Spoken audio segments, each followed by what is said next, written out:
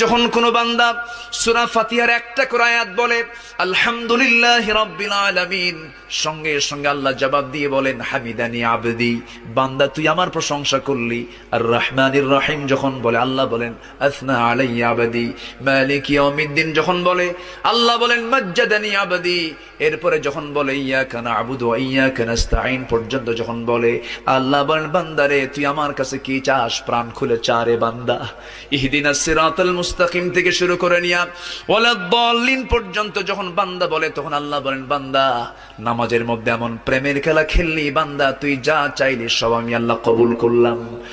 ওই বান্দা যখন রুকুতে যায় আল্লাহ তখন অস্থির হন।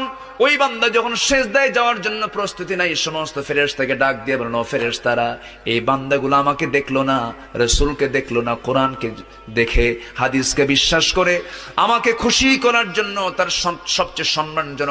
যখন কোন বান্দা সূরা ফাতিহার একটা করে আয়াত বলে আলহামদুলিল্লাহি রাব্বিল আলামিন, সঙ্গে সঙ্গে আল্লাহ জবাব দিয়ে বলেন হামিদানি আবদি, বান্দা তুই আমার প্রশংসা করলি। আর রহমানির রহিম যখন বলে আল্লাহ বলেন আসনা আলাইয়া আবদি। মালিক ইয়াউমিদ্দিন যখন বলে আল্লাহ বলেন মাজ্জাদানি আবদি। এরপরে যখন বলে ইয়াকা না'বুদু ওয়া ইয়াকা নাস্তাঈন পর্যন্ত যখন বলে আল্লাহ বলেন বান্দারে তুই আমার কাছে কি চাস, প্রাণ খুলে চা রে বান্দা। ইহদিনাস সিরাতাল মুস্তাকিম থেকে শুরু করে নিয়া ওয়ালাদ-দাল্লিন পর্যন্ত যখন বান্দা বলে তখন আল্লাহ বলেন বান্দা নামাজের মধ্যে এমন প্রেমের খেলা খেললি, বান্দা তুই যা চাইলি সব আমি আল্লাহ কবুল করলাম।